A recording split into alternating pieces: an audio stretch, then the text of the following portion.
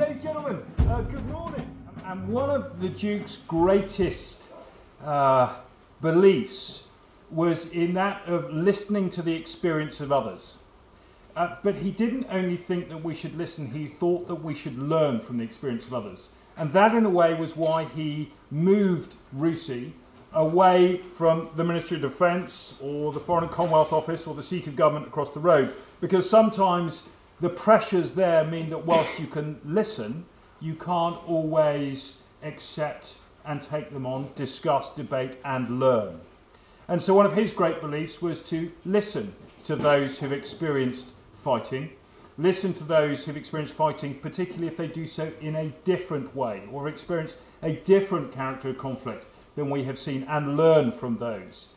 Roll them over, consider them, think about them, and understand what they might mean to recognise a future battlefield for not something with which you are familiar. And therefore, it is a huge pleasure for us to welcome back again Lieutenant General Tukur Yusuf Buratai from Nigeria, who is a man with extensive experience. But he might talk about what's on the title, which is what comes next. But the reality is that the insurgency in Nigeria has really been running since the 1980s.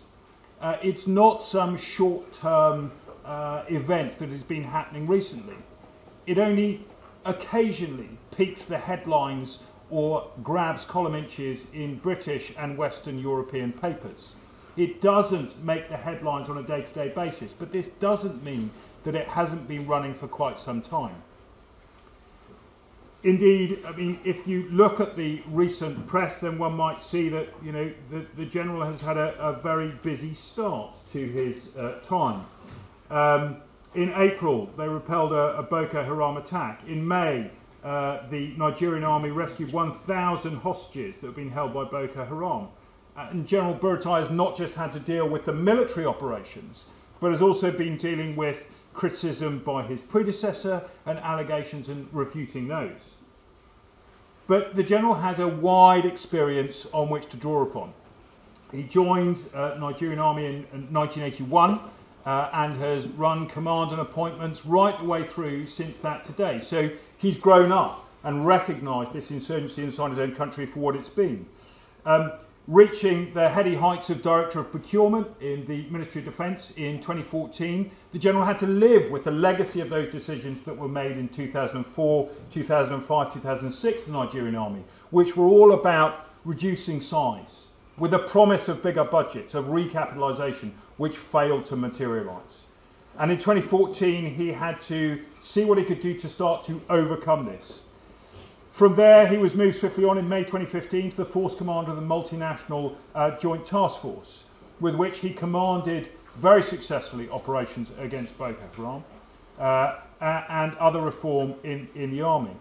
Indeed, you can see his hallmark on all the recent announcements in Nigeria, from the much increased plans for recruitment of the Nigerian Army, the recapitalisation, the re-equipping of capability, the acceptance and appreciation for veterans and injured soldiers, where his commanders have been going around, making a round and acknowledging them, a real break necessarily from the past.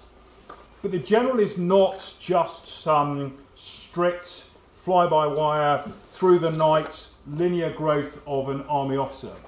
He's a man who reads widely, who's thought more about how the Nigerian Army and Nigeria itself should deal with defence and security. He is a staunch advocate of the comprehensive approach, of understanding that security and defence cannot simply be delivered by kinetic effects, but also is shaped by the non-lethal, non-kinetic actions of the Nigerian Army and the wider government. And so the Nigerian Army has now, as its Chief of Staff, someone who is seriously equipped to deal with what comes next. And so the General will now give some remarks on that topic from the podium. Those will be off the record, and I will remind you after that, when he comes and sits down, that we're off the record. General, the podium is yours.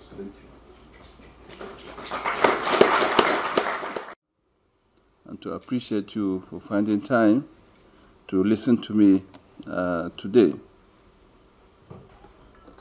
I will begin by appreciating the RUSI for inviting me once again to the Land Warfare Summit.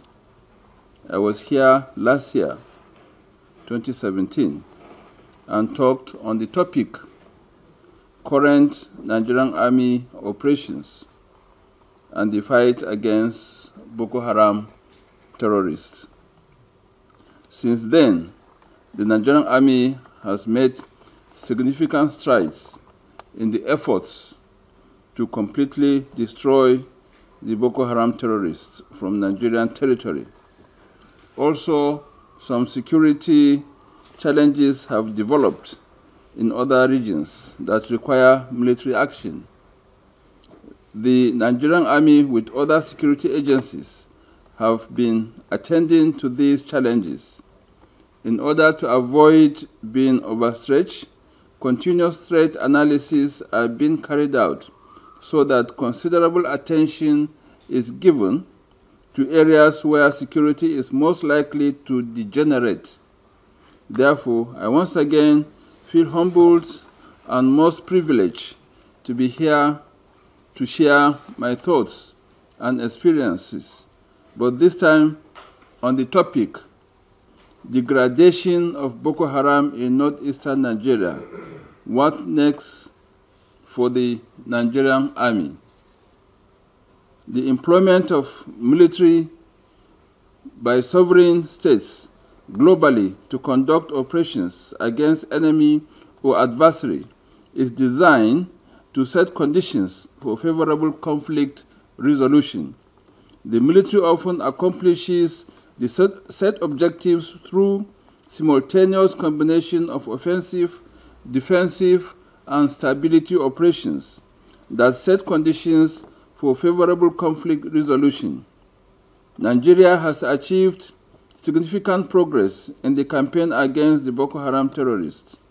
The sect has been significantly degraded, as will be evident in the course of this lecture. Consequently, we have gradually moved from conduct of major operations to small-scale mop-up and clearance operation. I'm here in this audience with me, one of the first generals who commenced the major exercise or the major operations towards degradation of the Boko Haram terrorists. He is Major General L.O. Adeosun. Invariably, operational tempo has reduced and we are now in the stabilization phase. The Global Terrorism Index figures support the fact that activities of Boko Haram have waned in Nigeria.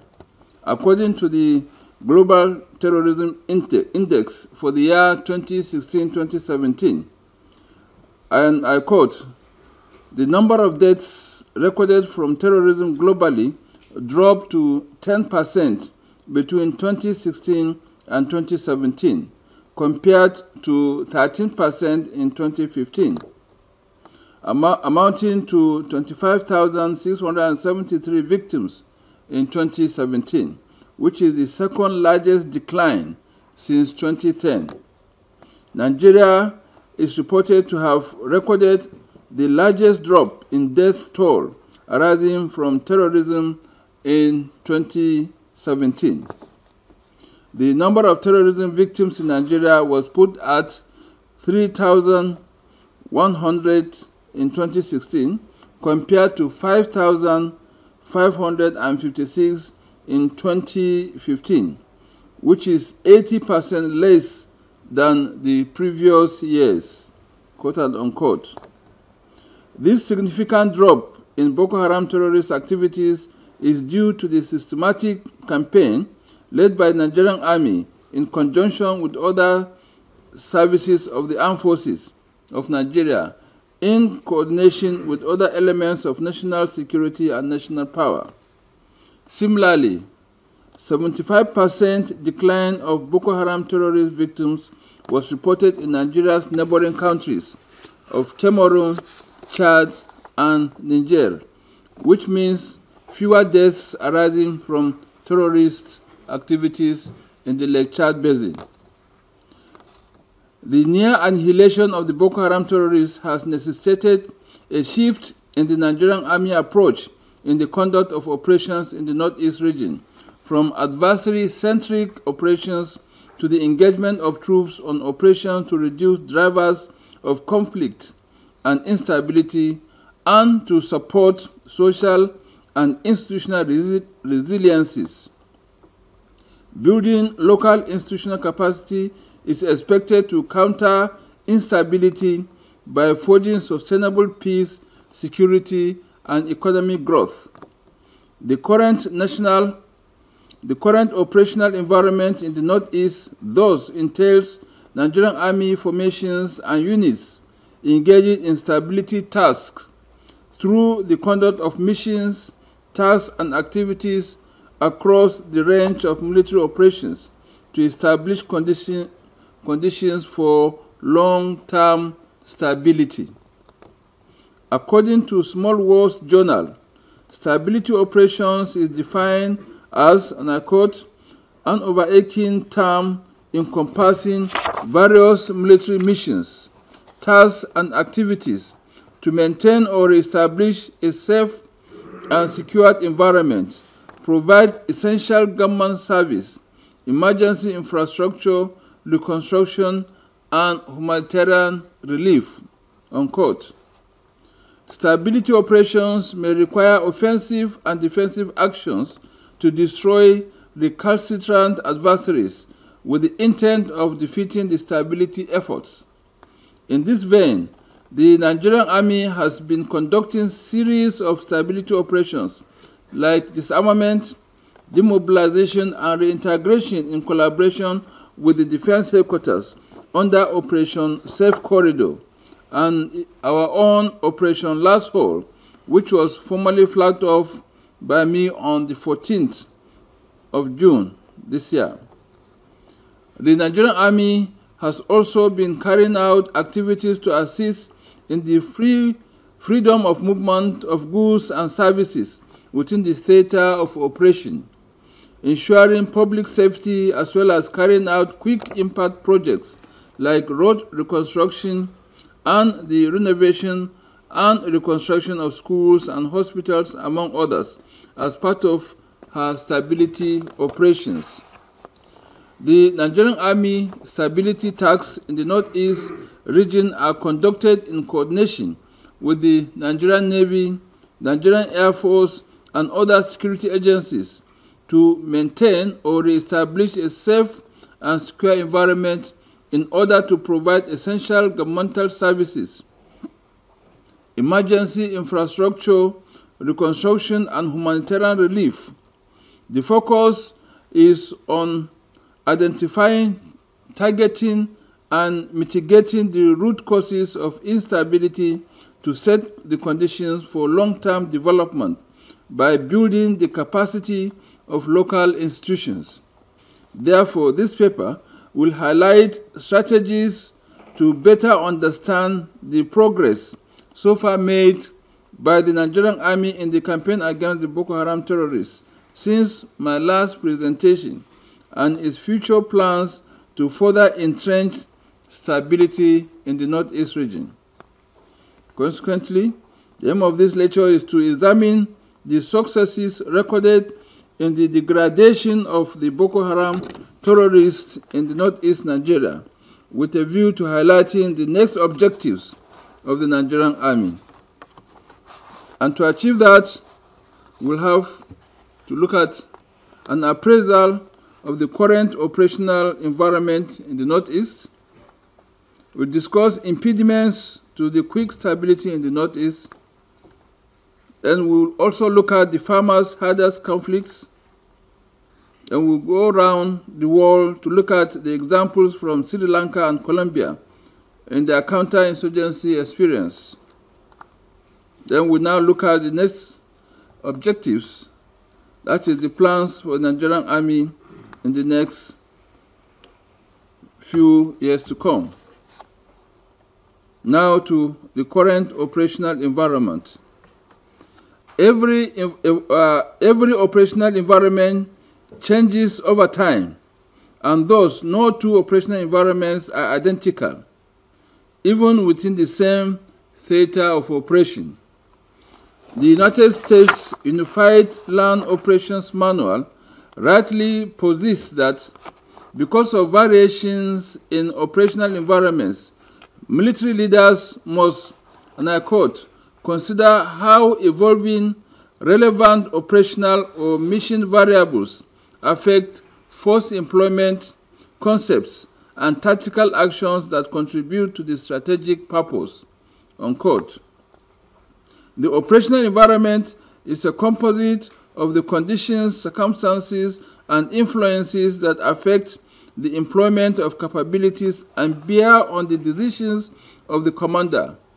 The Nigerian Army thus plans, prepares, and executes and assess the counterinsurgency campaign in the Northeast region by analyzing the operational environment in terms of the operational variables and mission variables. The fight against the Boko Haram terrorists in the Northeast region has continued unabatedly. Our concerted effort since 2015 has led to the near annihilation of the Boko Haram terrorists. Records from the theater, as indicated in Chart 1, shows that since January 2015 till date, about 4,609 active Boko Haram terrorist fighters have fallen casualties in action. This includes 1,087 in 2015, 1,696 in 2016, 1,210 in 2017, and so far this year 606 over the period January to May this year. The Nigerian Army has also arrested about 4,876 Boko Haram terrorists since 2015. Arms recovered over the same period now stands at 2,045 weapons of various types and sizes, as evident from what you have on Chart 2. This includes 504 weapons recorded in 2015, 733 in 2016, 535 in 2017, and 273 over the period January to May this year. In the same vein, within the same period of 2015 to May 2018, the total quantity of ammunition of various calibers recovered from the sect is 116,714.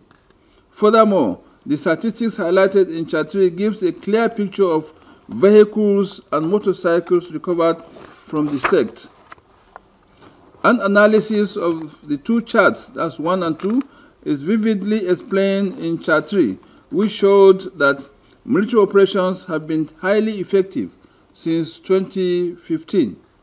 For example, in 2014, prior to the administration of President Muhammadu Buhari, a total of 872 Boko Haram terrorists suffered casualty compared to 1,696 in the year 2016, barely about 1 year in office of the president.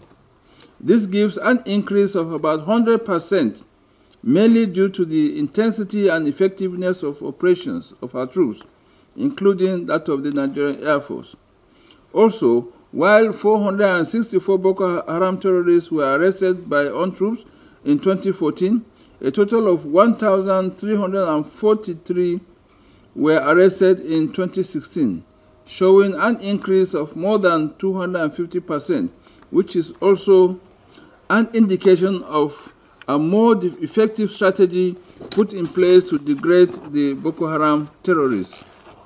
In the same vein, a comparative analysis of weapons seized, equipment losses, and troops wounded in action show the effectiveness of the military operations from 2015 to date when compared to the period 2010 to 2014.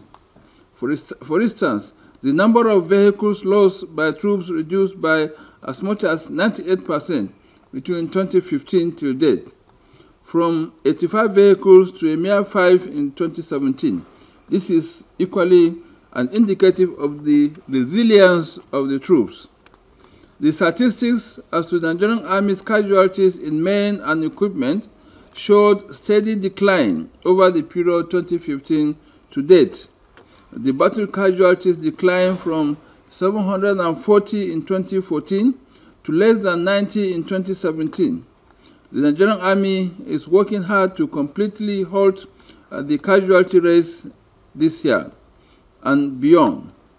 However, suicide bombing indicates an increase from 37 in 2014 to 95 bombings in 2017. The United States manual on counterterrorism clearly stated that when the terrorists are defeated, they resort to suicide bombings and other activities to demoralize the populace. The increase in suicide bombing was a result of the Boko Haram terrorists' desperation to remain relevant as a result of the intensive military operations by the Nigerian Army troops, which drastically degraded them both in personnel and equipment. To curtail the frequent suicide bombings requires non-kinetic operations. The Nigerian Army will work with the intelligence community in order to squarely address this challenge. Consequently, the statistics in casualties of personnel and equipment of the Boko Haram terrorists indicates the extent of degradation that the Nigerian military has inflicted on the sect. From a reliable intelligence source, their strength as of 2014 was 25,000, but as of today, they are about just 1,250 strong. This definitely shows that the Boko Haram terrorists have been squarely degraded. Now, we look at projections of operations.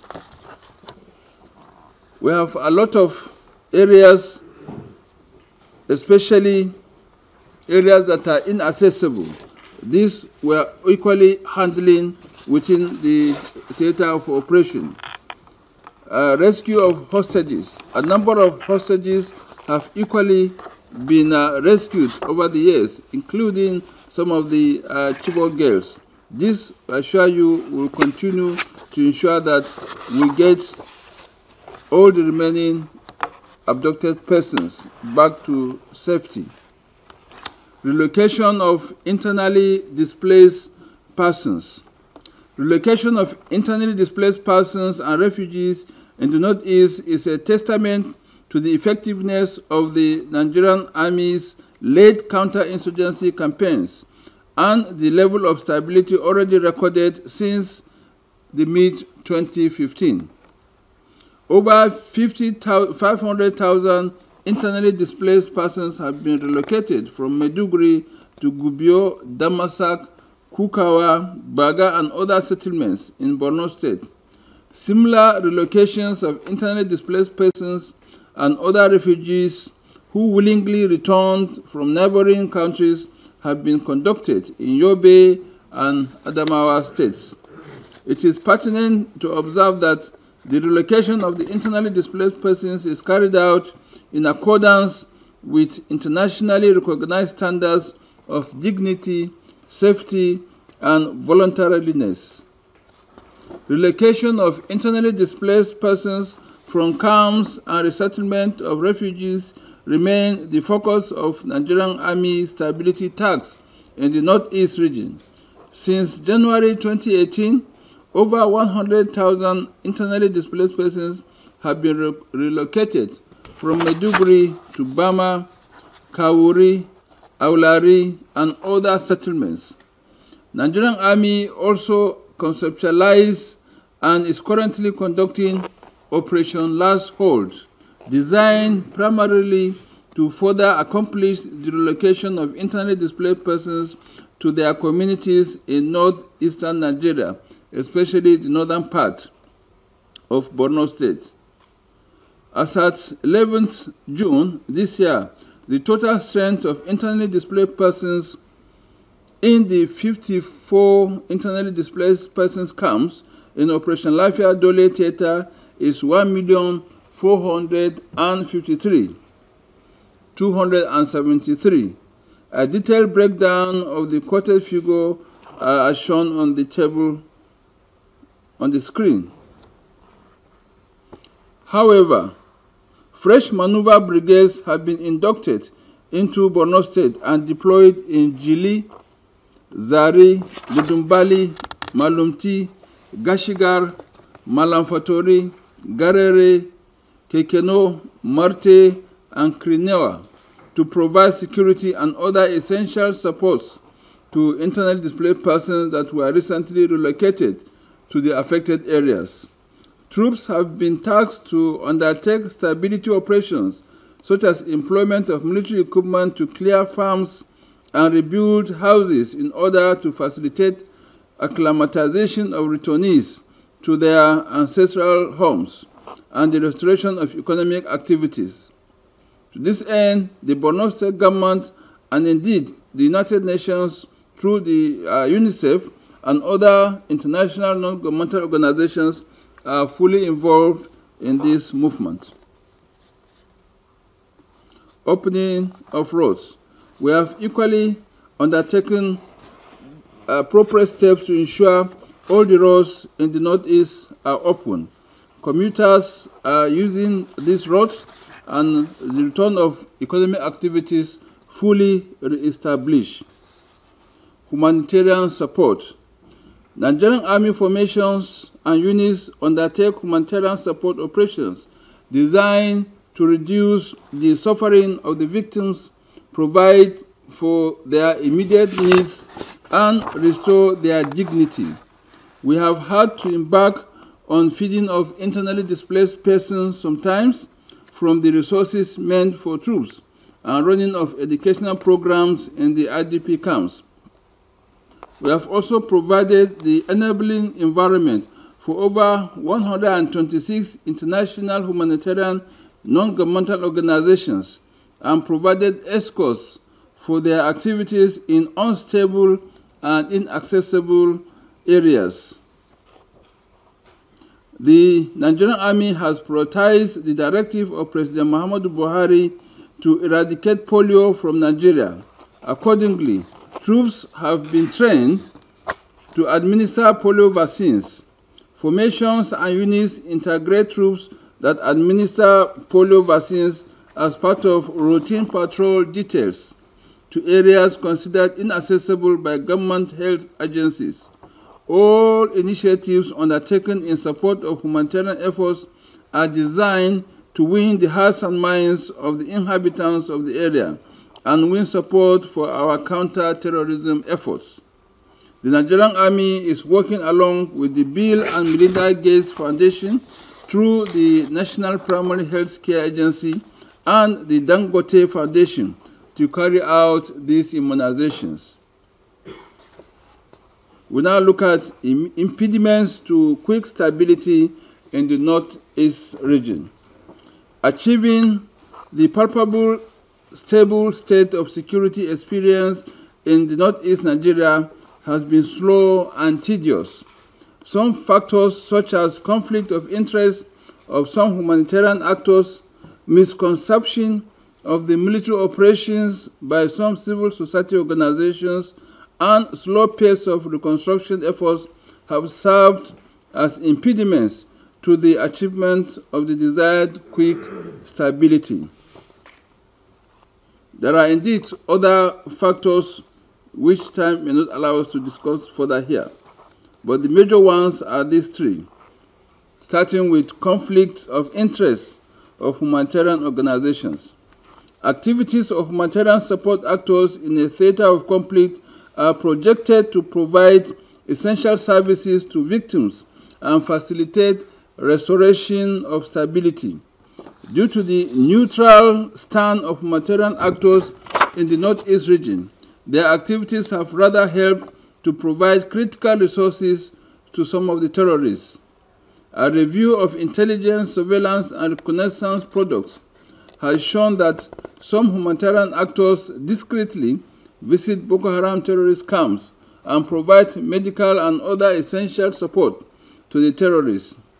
This principle of neutrality by humanitarian organizations in the Northeast Theater is a welcome development. However, it has led to some conflict of interest that is a clog in the wheels of progress to Nigerian Army's operations. The actions of these humanitarian organizations end up emboldening the insurgents to perpetrate carnage on some targets in the theater. This has led to gross human rights abuses by the Boko Haram terrorist sect. The Nigerian Army campaigns plan in the Northeast is designed to deny Boko Haram terrorists access to critical supplies in a bid to deter attacks on soft targets, including government forces. The discreet support to Boko Haram terrorists, though not intended by some humanitarian actors, could thus be abused for the protracted nature of the conflict and indeed added to their resilience and the tortuous journey to achieve the desired stability. Nigerian Army troops have been restrained from bringing kinetic force to bear on humanitarian actors observed in the Boko Haram terrorist camps out of the desire to avoid collateral damage and negative publicity by the ever-critical local and indeed international media, including some of the international organizations. Now, misconception of military operations by civil society organizations. The civil society organizations have constantly made unfounded allegations on the conduct of Nigerian Army troops in the Northeast Theater. Amnesty International and some other groups are at the forefront of constantly leveling accusations of sexual exploitation of civilian victims of insurgency, extrajudicial killings, and other vices against troops. I believe no any organization will love our brothers and sisters more than ourselves. I will only agree that Amnesty International loves our sisters more than us if they agree to marry them. Investigations carried out on all the allegations reported to Nigerian Army authorities so far have proven to be contrary to what was alleged. Continuous leveling of unfounded allegations by civil society actors against the troops has remained a big distraction in the performance of the much-desired stability task in the Northeast region. Nigerian Army has made concessions to civil society groups to vet its activities in the Northeast region. However, every concession made has resulted in the call for more concessions by civil society actors. Nigerian Army has thus continued to crave the understanding of civil society organizations to place issues in perspective in making allegations against the troops in the Northeast. This is done based on the understanding that civil society actors are important stakeholders to the accomplishment of stability in a conflict zone. The Nigerian Army rules of engagement conform to international best practices and primarily set to respect and protect human rights. Now, slow pace of reconstruction efforts. Reconstruction capacity impacts directly on the achievement of stability in a conflict zone. The RAN Counterinsurgency Study Group posits that, and I quote, "The quicker a government is in providing services to the population, the greater is the ability to undermine popular support for insurgents and more likely the propensity to defeat insurgency." The Northeast region is one of the least developed parts of Nigeria over the years, and most of the villages are not accessible. Some of the inhabitants have never felt the impact of governance, as there are no basic social amenities such as roads, water, electricity, hospitals, and schools. This situation is compounded by the destruction of most of the available infrastructure by the Boko Haram terrorist group. Living condition is so difficult in parts of the theater, thus discouraging quick return of internally displaced persons to their communities long after Nigerian Army troops have liberated their areas. Return of government agencies such as health care providers to areas liberated by the military is also slow, leading to reluctance by the populace to return back. The federal government of Nigeria has initiated some reconstruction initiatives, such as the Presidential Initiative for the Northeast. However, reconstruction efforts through the Commission, through the initiative and other initiatives has not kept pace with the liberation efforts of the military. Reconstruction efforts is anticipated to pick pace in the Northeast with the provision of needed funding for the Northeast Development Commission, recently signed into law by President Muhammadu Buhari. Furthermore, state governments in the region are collaborating with the Northeast Development Commission and have started rebuilding schools, burnt down houses, and providing agricultural items like fertilizers to encourage IDPs to return to their homes. The effective management of funds by the Commission will translate to quicker resettlement, rehabilitation and integration, and indeed reconstruction of roads, houses, and business premises of victims of insurgency in the Northeast, and bring about an enduring stability in the region. Now we look at the farmers-herders conflict. In Nigeria, conflict between farmers and herders gained traction in 1999, but became a serious concern by 2010. It caused about 80 deaths between 2010 and 2013. Clashes between the two parties are largely rooted in disputes over land, as well as the rising number of livestock and encroachment on grazing lands, which has increased the risk of conflict.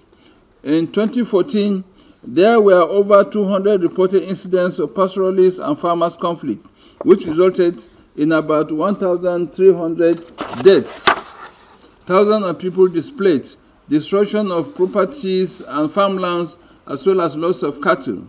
In 2015, about 850 farmers-herders attacks were recorded with additional 5,000 deaths and about 62,000 persons displaced.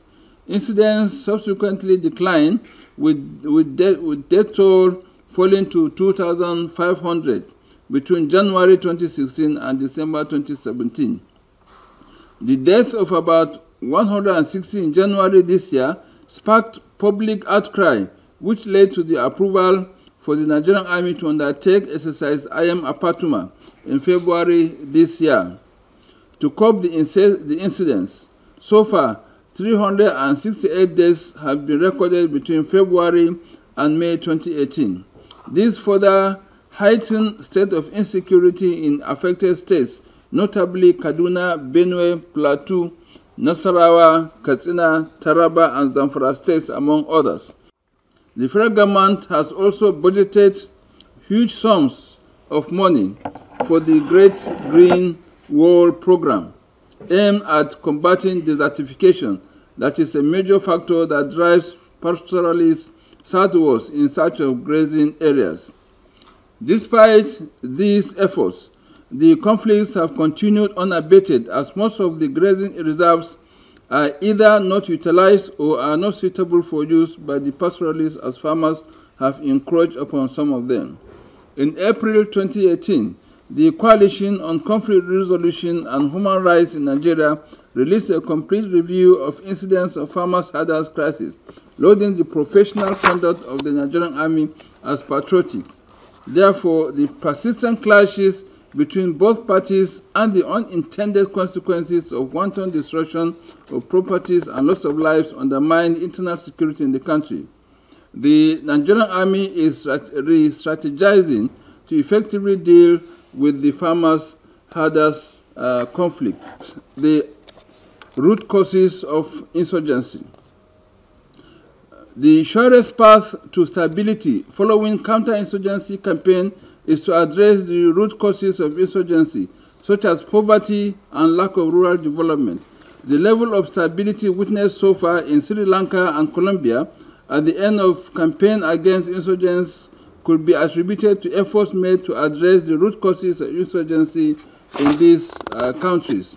The Nigerian Army, as an instrument of authority of the federal government of Nigeria, will engage in activities to address some of the root causes of Boko Haram insurgency by engaging in rebuilding physical infrastructure in the Northeast region. Additionally, troops will assist the populace in the affected areas to clear their farmlands for agriculture as a means of addressing poverty. This, of course, will be done in full support of both the state and indeed the federal government of Nigeria. Now to the crux of the matter. What next for the Nigerian Army in the Northeast? Look at the future perspective after the degradation of the Boko Haram terrorists. Permit me at this stage to highlight the next objectives of the Nigerian Army in the Northeast region after the degradation of Boko Haram terrorists. These objectives are hinged on the three pillars of presence, readiness, and partnership. Stability tasks that will be undertaken by formations and units will flow from the federal government of Nigeria's policy and strategic guidance. My directives as the Chief of Army Staff and the theater campaign plan. The objectives include maintaining a credible presence in the Northeast region and ensuring open and free navigation on the Lake Chad. Other objectives are deterring the establishment of Boko Haram terrorist camps and countering the smuggling of illicit small arms and light weapons across the borders. Accomplishment of these tasks and objectives will be based on certain assumptions. Some assumptions represent an assessment and predictive analysis of the future course of events of the Nigerian Army in the Northeast. These assumptions include the belief that the Nigerian Army will continue to receive government support to retain or have available at least the current level of force presence and posture in the immediate term. Both will remain essential to stability in the Northeast.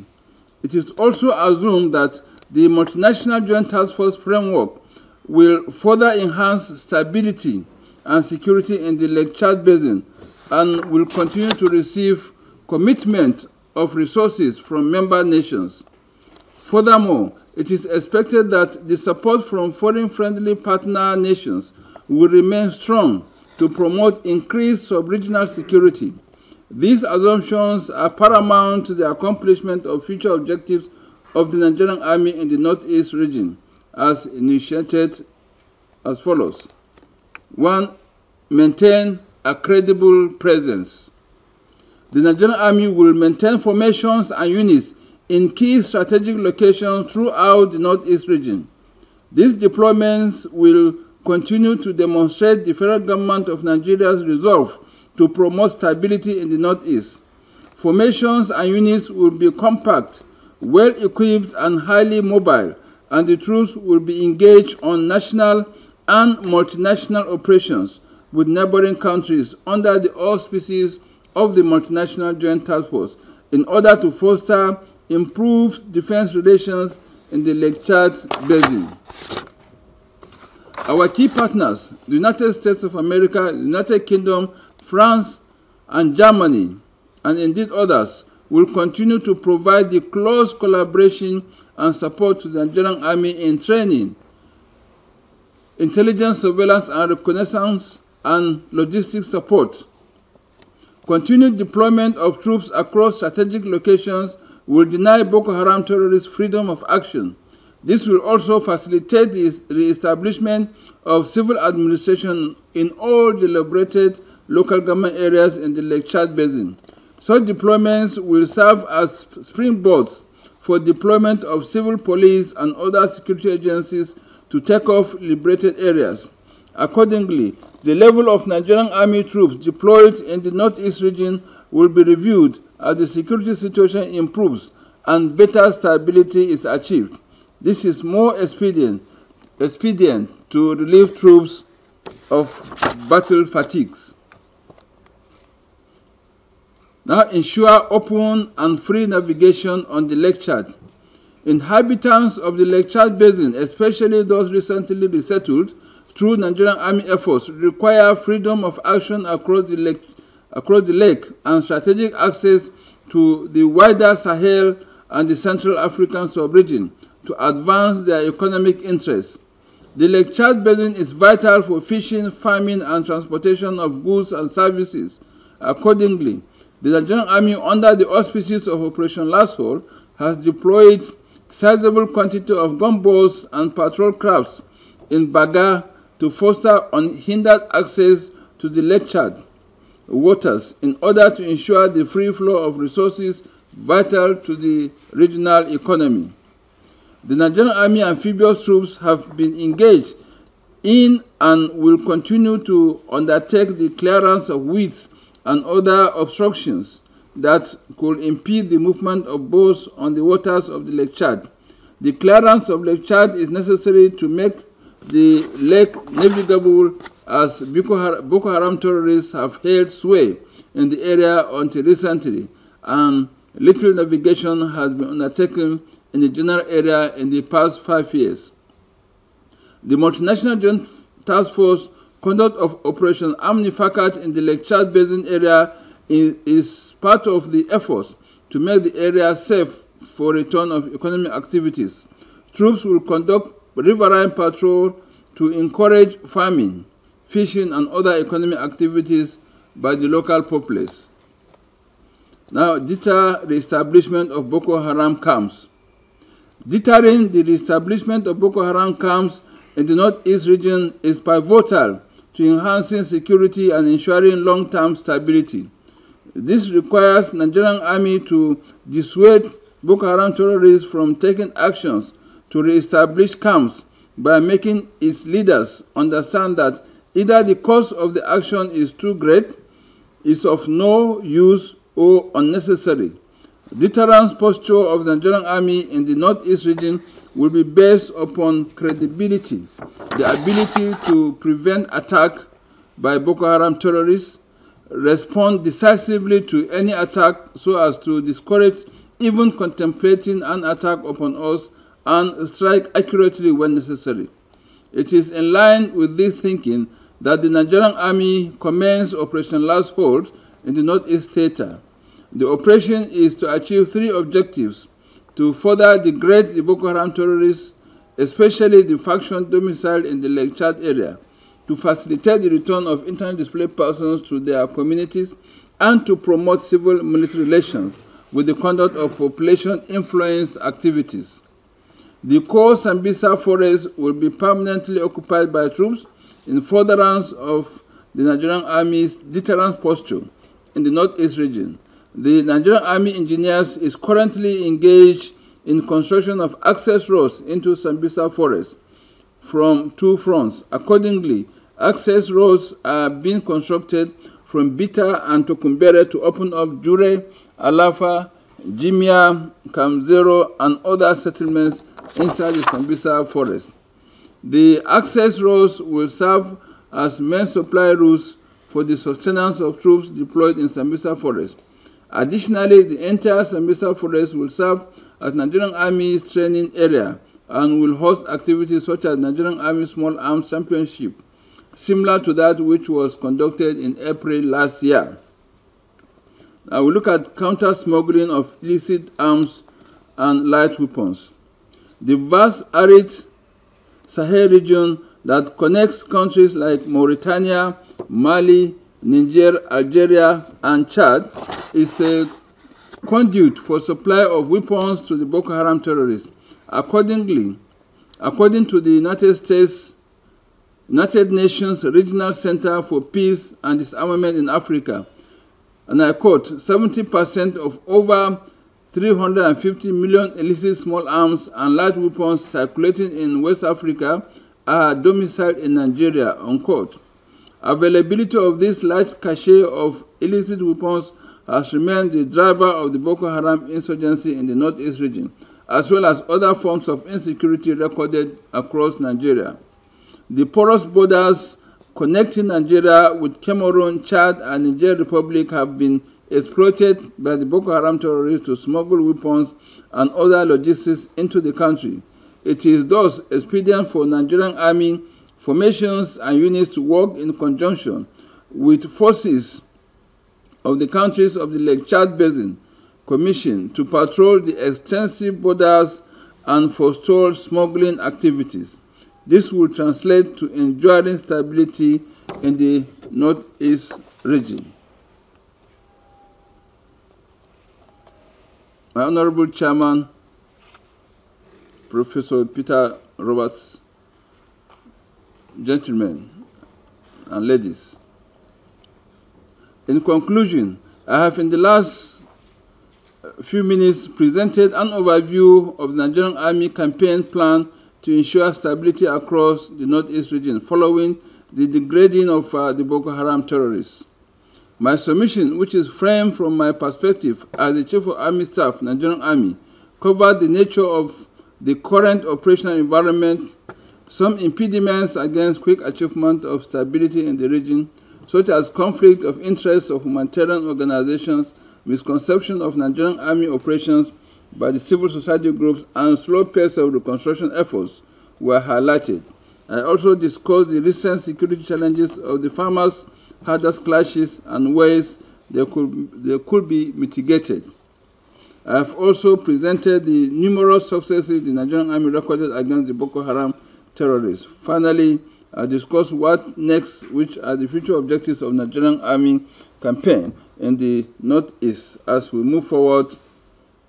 It is my sincere conviction and hope that useful lessons can be drawn from our experiences, and it will also serve as a model for decimating insurgencies in Africa and indeed globally.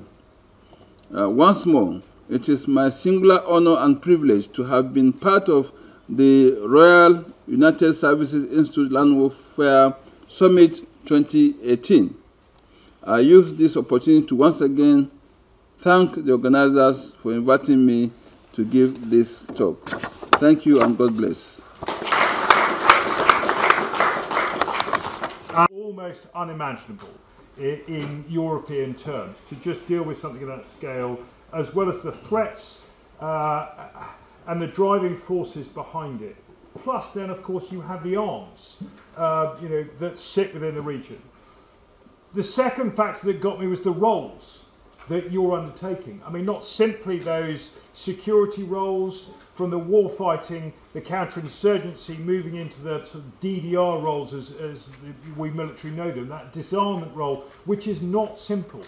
But then you also have these mandates to eradicate polio, to rebuild infrastructure, to rebuild roads, to connect people, to do farming assistance, things you didn't mention, like support and security to ongoing elections. I mean, this is a huge array of tasks which I don't think many European military leaders could really get their hands around.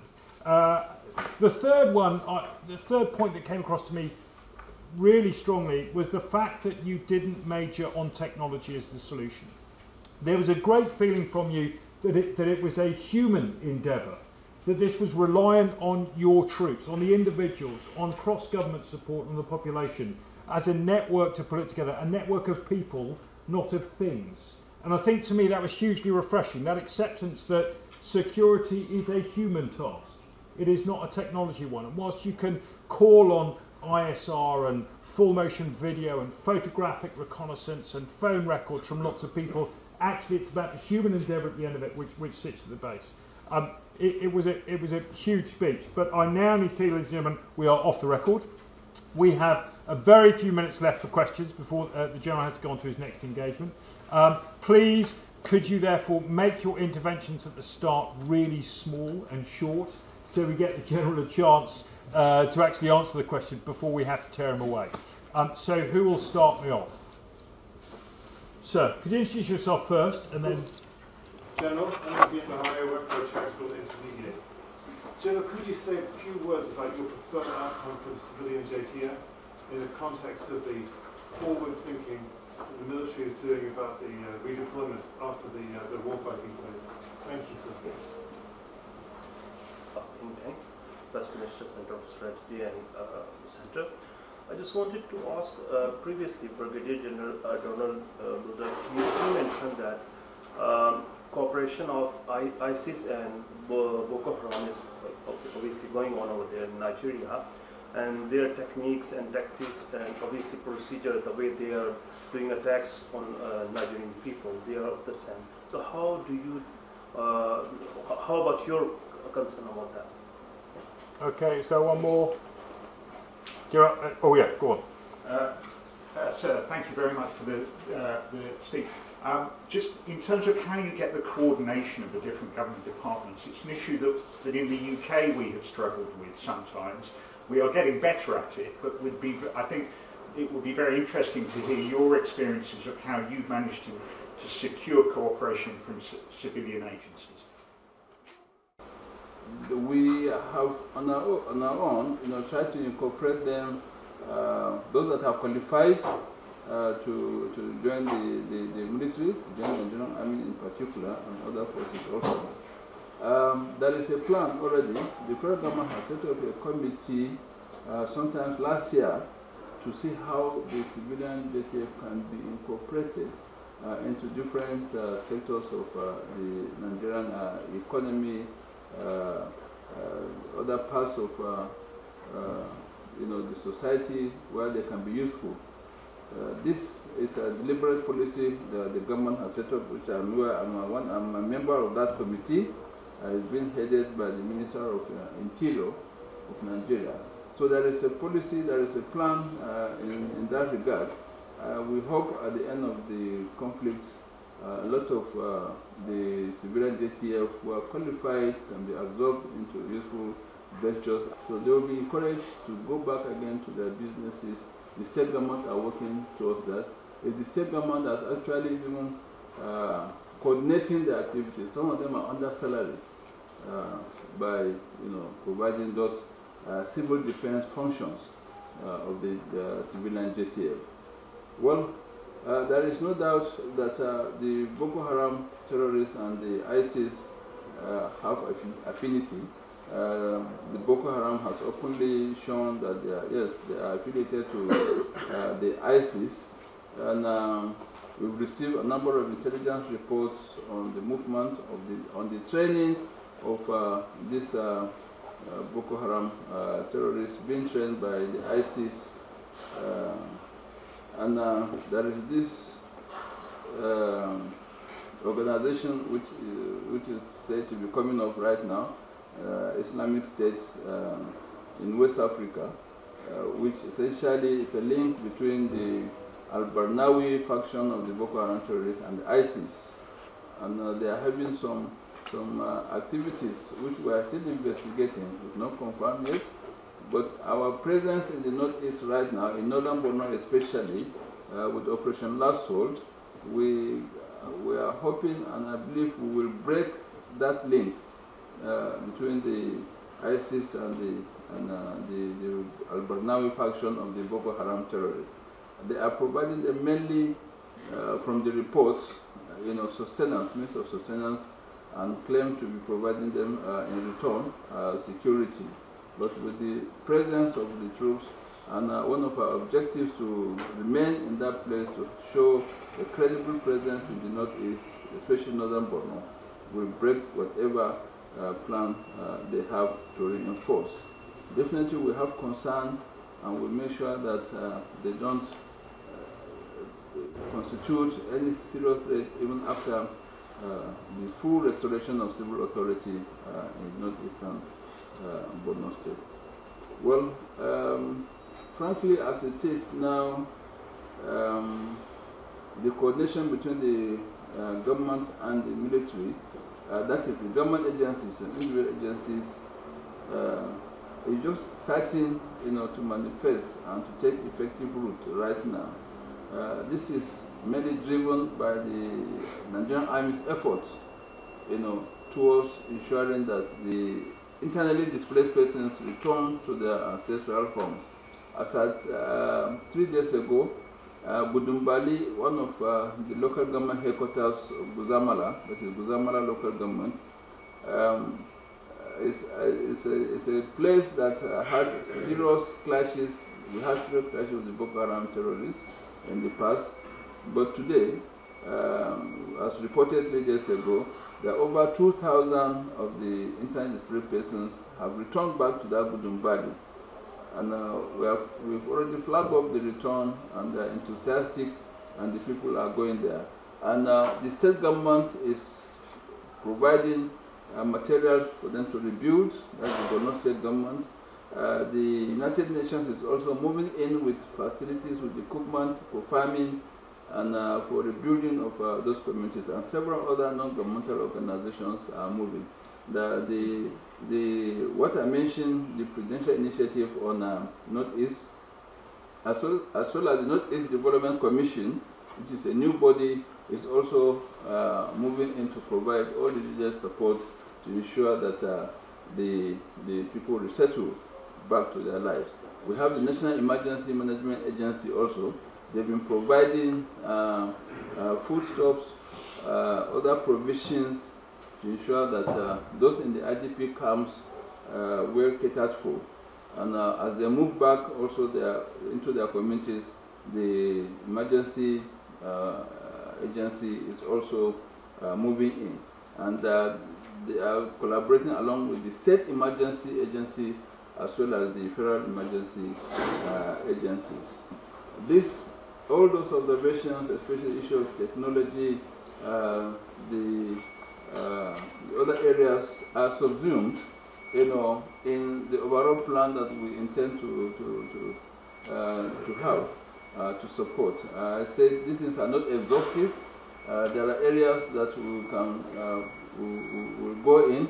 The issue of communication, the issue of information operation, the issue of cyber security, these are all issues that we consider in the next, plan for the Nigerian Army to consolidate on the security situation and to further, end finally the Boko Haram insurgency. We still have the issue of suicide attacks. Even as of yesterday, there were incidences. A large number of people were killed, unfortunately. These are issues also we're also looking at critically. I only consider those three issues that I mentioned are probably key for time factor. But these are issues that we've really we're looking into. Our capability for counter-IED also is being looked at, which we intend to plan, and a host of others. Having a permanent station in the Northeast, by deploying formidable brigades, that are strong, as well as further reinforcing the multinational Gen Tukur efforts. These are all issues that we will look at, in our plan to consolidate on the successes. Thank you. General, a brilliant set of responses, and I know there's more questions than ever, but time is now pressing upon us, so we must draw it to a close. I must say, however, what was very interesting to me was drawing on the history of both Sri Lanka and Colombia and looking at your own experiences and how you put the operation together. Of course, very different operations. The Sri Lankans ended the insurgency without allowing the LTTE any political access whatsoever. One could say that the Colombians, of course, allowed the FARC political access. I mean, a real difference between the two. And it strikes me that the Nigerian government and the Nigerian Army's approach is very distinct in its own way. Whilst drawing on lessons from others, it is not just seeking a straight template from somewhere else, but you have done I think, the very mature thing as a learning organisation to take those lessons from others and place them within the context of your own country. It is fascinating to see. General, I know we've got you in the UK for a week, which for us is a real privilege, but I know in a way you need what all good leaders need, which is some headspace to go away and think about the problems, which is to come up with these really wise plans. And I don't think the Nigerian Army could be in better hands with the Chief Staff than is ready to think about these issues, take time out, consider them, and talk, and to listen, as I said at the start. The General, along with lots of other people, will be at the Rusi Land and Warfare Conference, which starts at Church House tomorrow. We look forward to seeing lots of you there.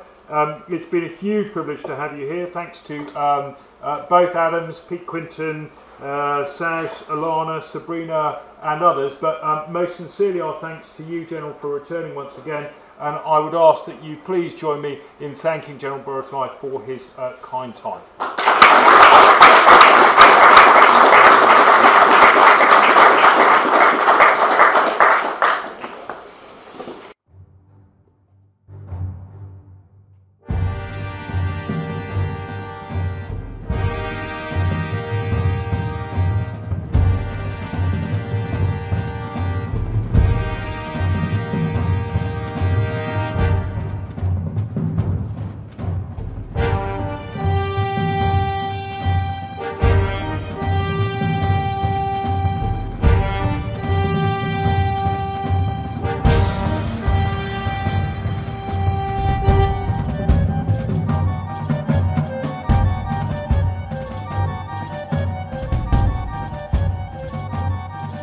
Thank you very much.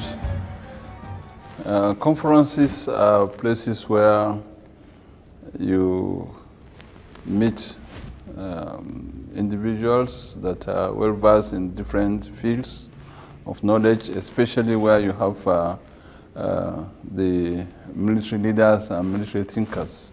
And I believe this conference will provide us the avenue to rub minds, to exchange ideas, to enable the lessons that will be derived, from the various presentations, further taken to our country, back to Nigeria, for us to see how we can infuse them into our own operations, into our own strategy, and also to plan appropriately based on knowledge that has been tested and have been applied, and we'll see how we can also do same back home. So it's a brainstorming conference, and we believe to gain a lot in terms of the new innovations that are coming up, with the United Kingdom's Army, especially. We see how changes are taking place in the warfare arena, as well as the way things are done to the base of the global armies or the global land forces. The most important thing is that training is a major factor that can lead troops, to achieve whatever objective they set for themselves. And I believe with the level of training we've been carrying out in the theater of operation through the various exercises across the country has placed our troops in a better state to perform better, to perform very well in all the engagements that have been involved. So training is a major factor that has made us to succeed, and we ensure that our officers and men are exposed at all times. And we will not also forget that the atmosphere provided by the political leadership has tremendously assisted the Nigerian Army in succeeding against all adversaries and all security challenges.